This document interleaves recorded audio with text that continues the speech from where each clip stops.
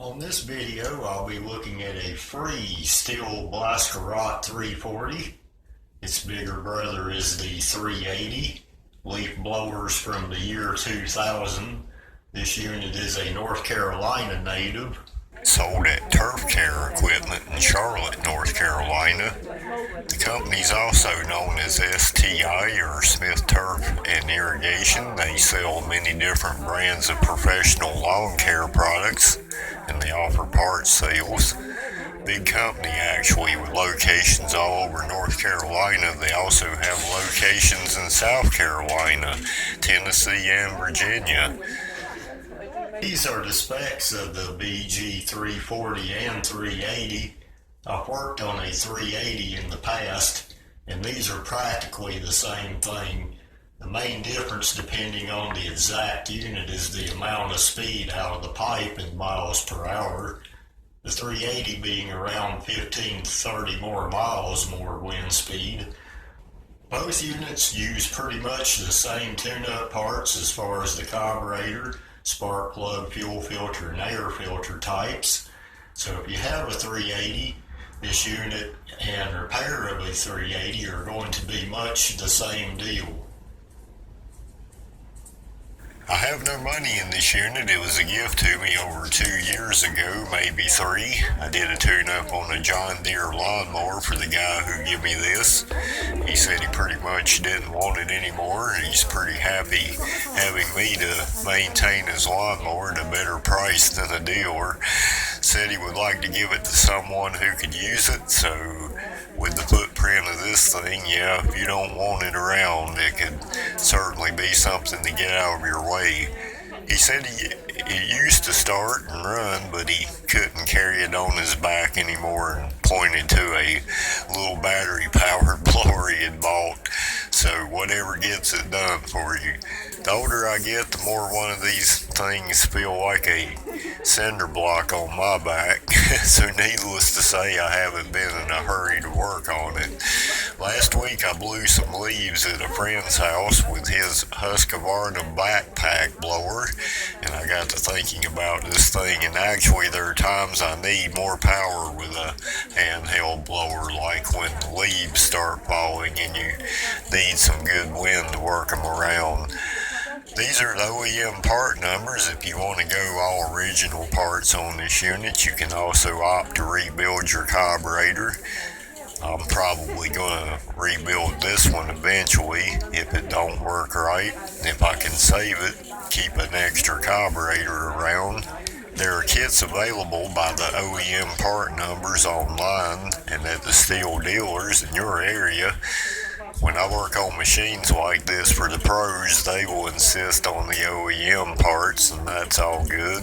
But when I get a free unit like this one, probably going to use for myself, like a lot of homeowners I fix stuff for will want the cheaper parts to fix their units. Personally, I like Hipa products, and I've never had a problem really with them, and if I did, Hipa's going to make it right. So I don't have no worries really about using their products, and they're great for folks like me whose last name happens to not be Rockefeller or Rothschild. I'm also not related to the president, thankfully, on that one.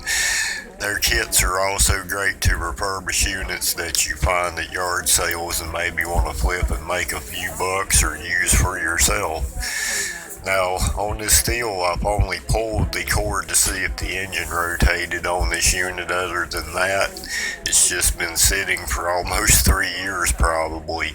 And we know it takes 3 things to make an engine run. We've got to have spark, we've got to have a working carburetor, and the oxygen.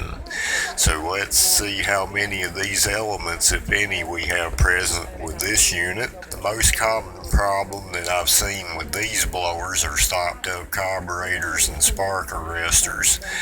The occasional dirty blocked air filter is another thing. Other than that, with regular maintenance, these units are very reliable and easy starting. This thing's been sitting quite a while, so I'm going to give it a good blow off.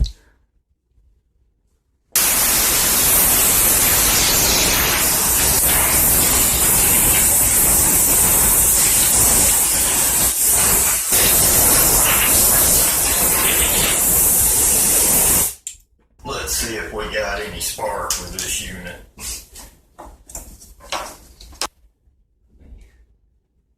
Make sure that's on.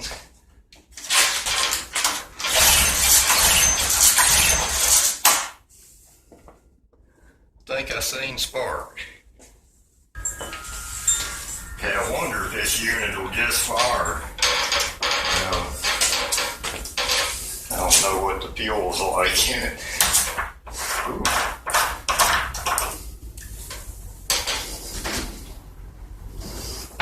There's just a tiny bit in there. I'm going to try to add some fuel, see if we can start it.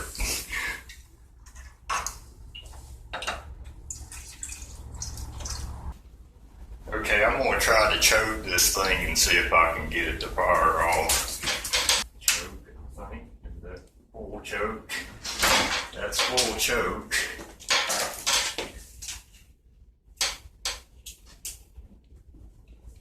I'm going to set my throttle wide open.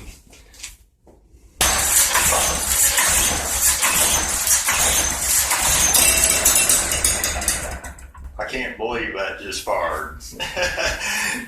I know I've had this thing myself sitting for a few years and just never even tried it. It's Sunday. I'm not going to get too involved with this today. Talking to my friends at Hipa actually about a kit to refurbish this blower, and they're going to send me one.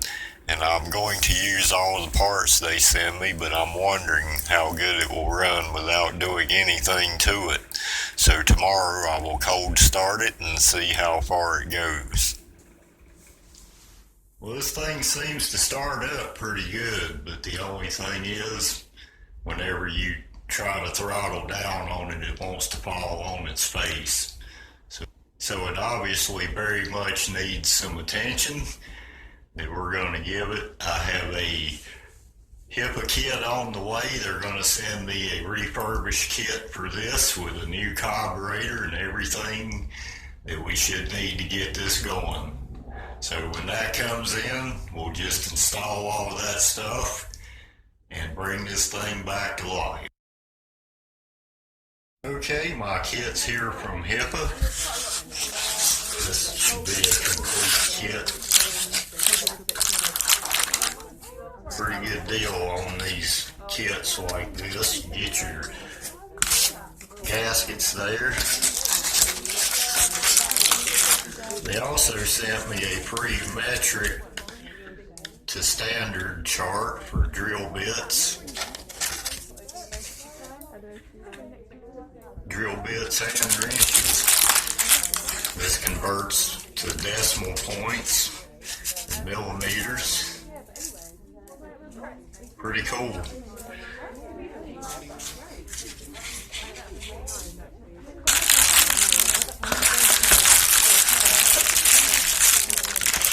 And we get our new air filter.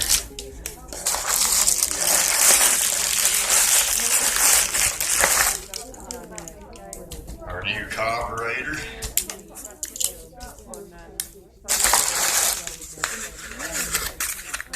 And our spark plug.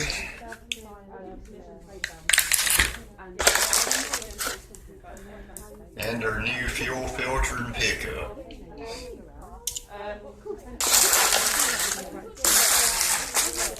Everything we need to get this running.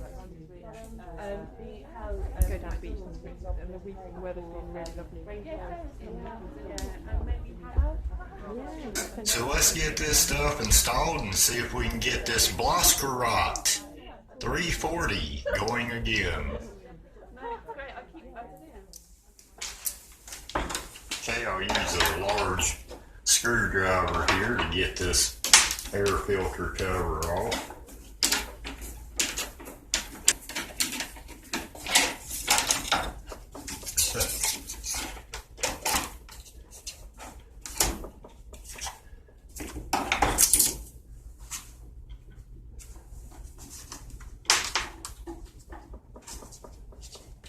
Actually, my air filter looks fairly clean in this unit.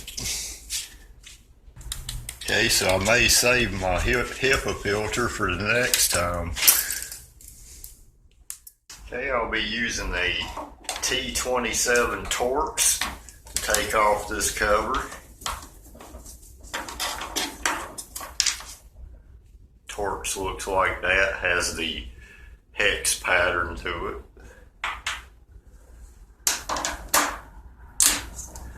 You'll find on most Stihl stuff, it's a T27.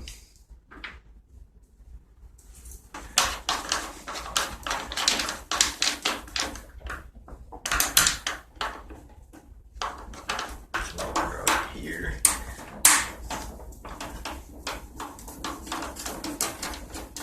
Then we'll need to take off our pull start. It's also a T27.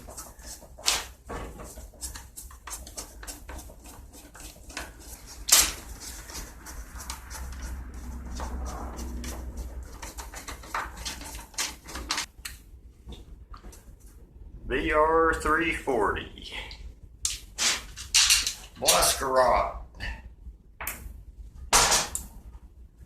Then I got to remove my spark plug boot there. This cover will come off. Oh, mud dauber's nest. Shows you how long this thing's been sitting. Check it out.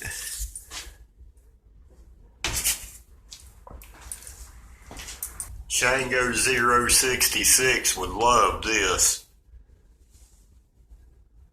Sort of like one of those TVs that he opens up and finds the rat's nest in, or roaches and spiders and everything else. I wonder why my car smelled like piss on the way home. Why, you know, the car just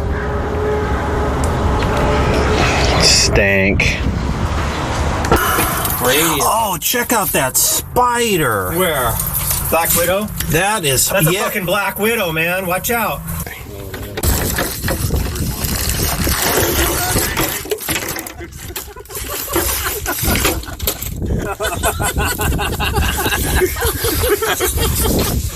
Oh god, that's funny. Ignore the dust. I love dust.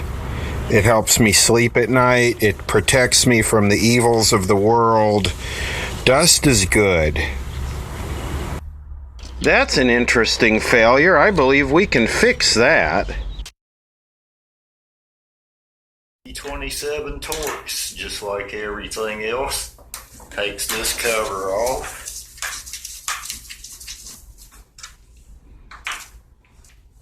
You'll notice this bolt's longer right here, so you'll need to remember that.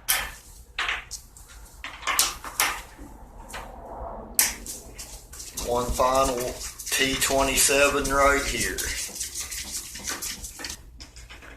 And our plate will just slide right off of there.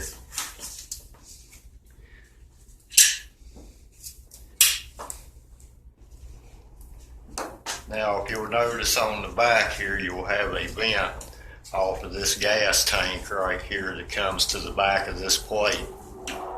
So we'll need to take that part loose, or you can just leave it dangling like I'm gonna do. Okay, and we have a fuel line that comes up and goes to here. We'll need to take that off. This fuel line has one of those little clips on it, so we'll take our needle nose pliers and get that off. I can see it. Might have to still take a little blade screwdriver and get your line to go on down and off.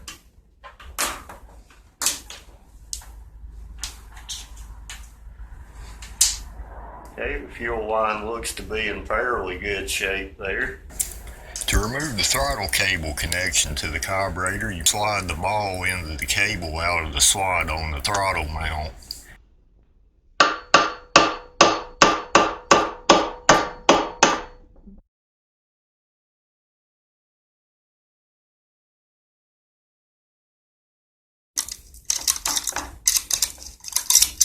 sometimes you just gotta encourage these things.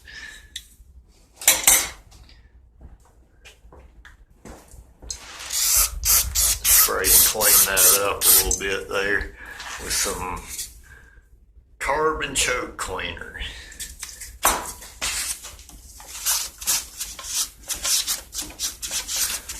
We just don't want any dirt in there when we put our new carburetor on there.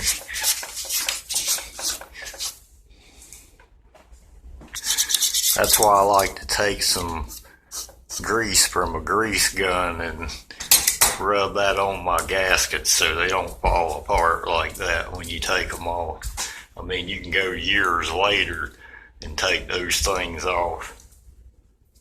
Okay, let's compare our new OEM carburetor to the Hipa replacement. Next, I will install this new carburetor and gaskets. Before you install this new carburetor, take a Phillips head screwdriver and make sure all your screws are tight. Always do this before installing a new carburetor. I like to prepare my gaskets with a little bit of grease. It helps keep them from drying out and sticking to stuff, so I just get me some grease on my finger there. And I'm going to work that into my gaskets.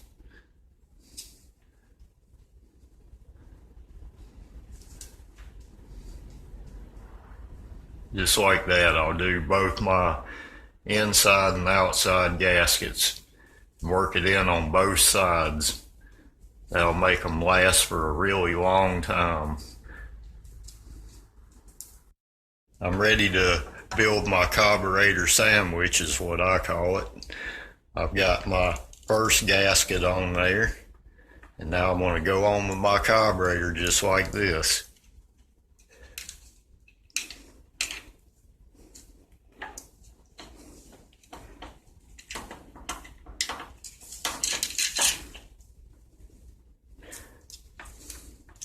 Make sure your gasket gets on this side. And that's my carburetor sandwich. I've got my 2 bolts, my mounting bolts through there. And coming out of the back, and I'm ready to mount onto my plate.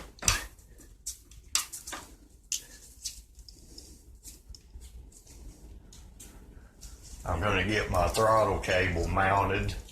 There's a slot right here on this throttle right here. Just get the ball of your cable right there within this slot. Okay, make sure that your sandwich stays together here and line your hex bolts up with the mounting holes on the intake. Make sure your gasket stays in place on your sandwich and everything is good before you tighten your Torx bolts, because you want your lettuce and tomato to stay on your sandwich. Tighten that down snug, not too awful tight.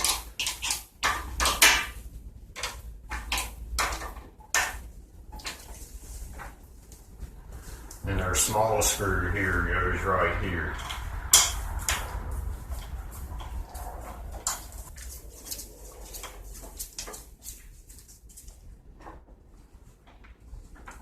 Okay, we have our carburetor hooked up. Everything looks good. All mounted nice. And we have our throttle cable connected. Okay, we're going to hook up our fuel line. Looks pretty good. Glad I don't have to replace that. And that's going to hook up to our stem right there on the bottom of the carburetor, just like that. We have a little retainer clip right here. We'll have to take a pair of needle nose pliers and get that retainer clip back on there.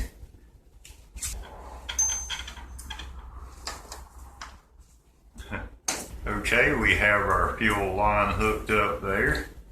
So we're ready to proceed to the next step, which is addressing the air filter.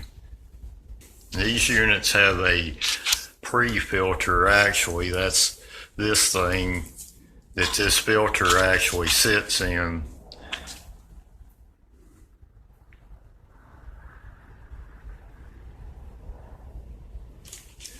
You want to make sure that this is cleaned out, that there's no debris on that.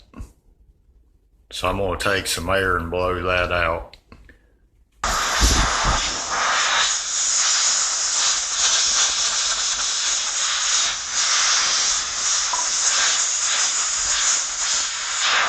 While you're at it, now would be a good time to blow out any debris that may be in the cooling pins. This is very important, a good idea to do at least once a year for homeowners. If you use it a lot like a pro, maybe 2 to 3 times a year. Inspect and clean out your pull start cavity there, and just a good blowout in general goes a long way in keeping your blower trouble free.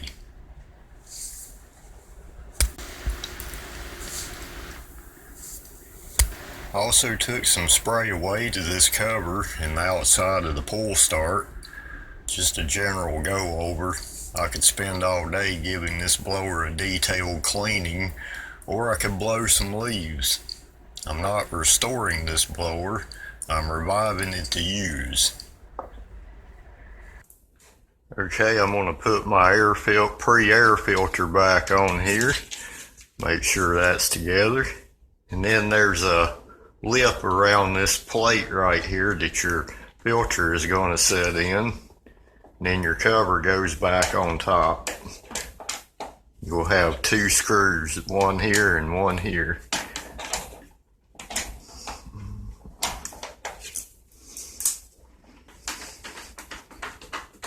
T27, get our cover back on there. Okay, that's our air filter installed. Let's get a long screwdriver and go fishing.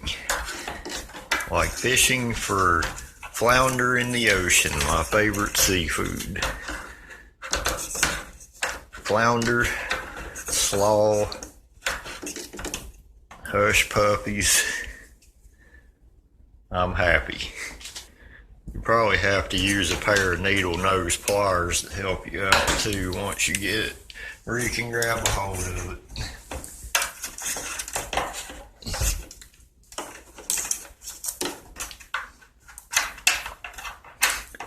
And there's our fuel pickup. We'll pull that off of there and put on the new one that come with our Hipa kit. That thing is actually dirty.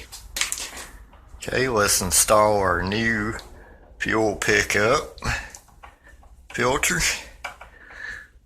And we'll send that back down there on its way. Okay, that's our old filter out. Our new filter in.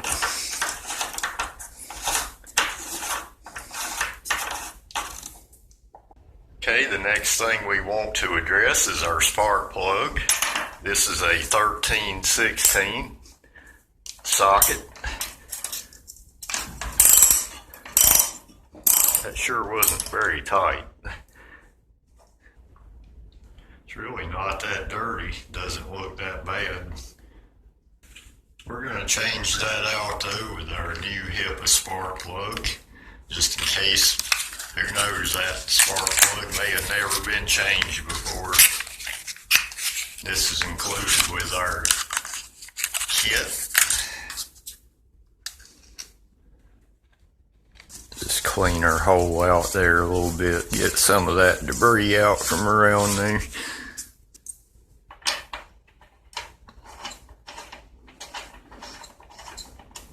Now with our 1316, we will tighten that back up. You also have a little holder right here. When you put that cover back on, make sure that little grommet right there that holds your boots in there and that you don't pinch your wire.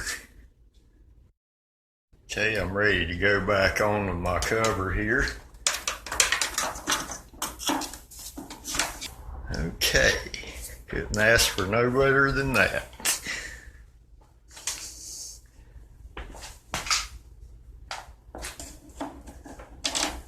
Everything's a T27 on the Stihl, just about. T27.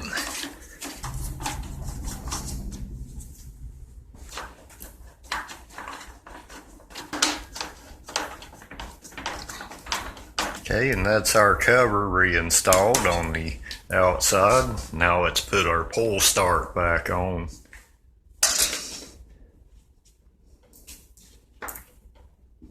You'll have 3, guess what size, Torx bolts going in here.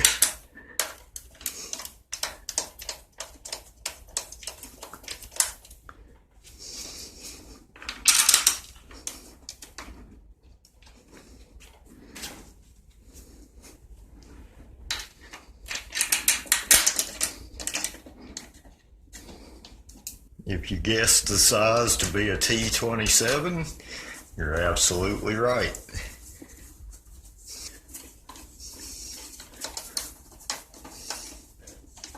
And that's our pull start reinstalled. Okay, we're getting in the home stretch now. Install our spark plug boot.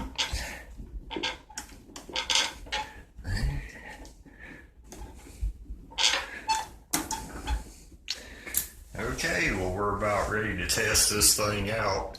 So we'll see if this will start up, and we'll get everything adjusted and see if we can blow some leaves. All right, try it again.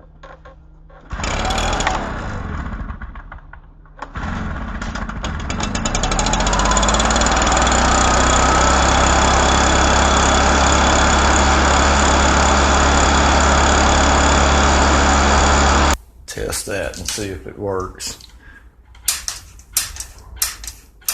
Yes, that is indeed moving our throttle. Okay, for some reason my throttle cable had slipped off of there. So I had to take it all back apart and get my throttle cable back on there. So let's try that again. Switch on. I'm just going to do a non-choke start since I've already had it running.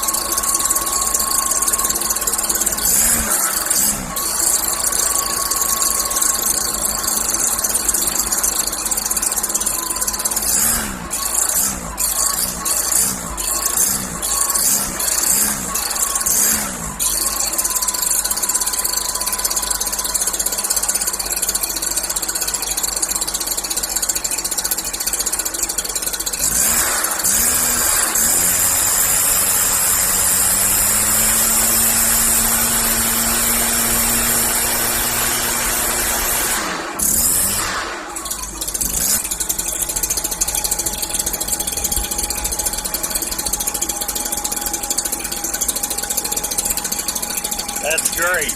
I'm going to let that run about 10 minutes and try to adjust it again, make sure it's all right. Okay, it's been running about 10 minutes Let's see if it'll throttle up and everything's good.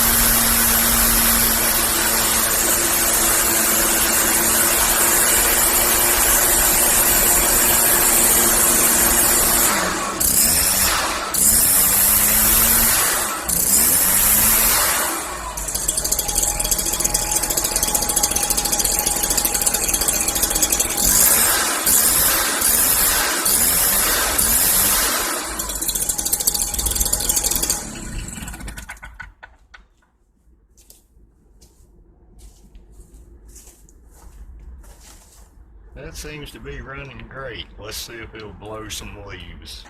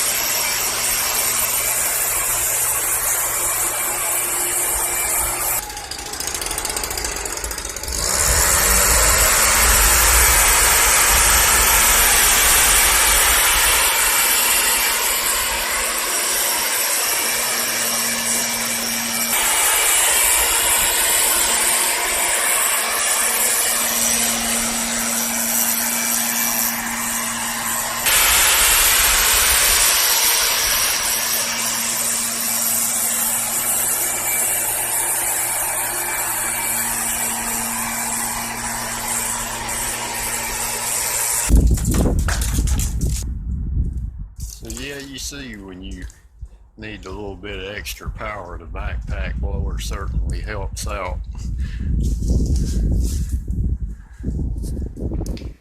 Okay, so in summary, we fixed our Stihl backpack blower, our Blaskerot 340, and this is the parts we used. I replaced the carburetor. Fortunately, there was extra gaskets with this kit because those stuck to it. That's why I greased my gaskets up.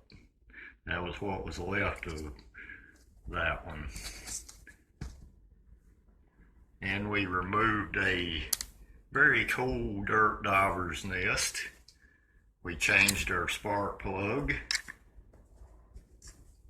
And we changed our fuel pickup. I didn't have to change the air filter, so I've got an extra one for the start of the next season.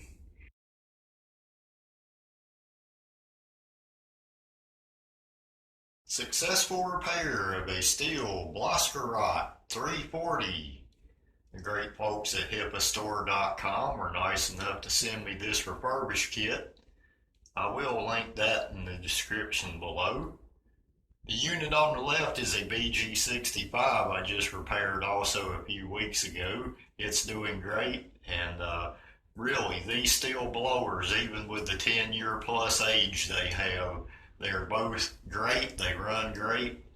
And the BG65 I've had almost 5 years now, and I've just had the first problem with it, and I bought it used, and other than regular maintenance, changing the air filter and blowing it out every now and then is all I've done to it up till recently when it developed a few problems and we fixed those.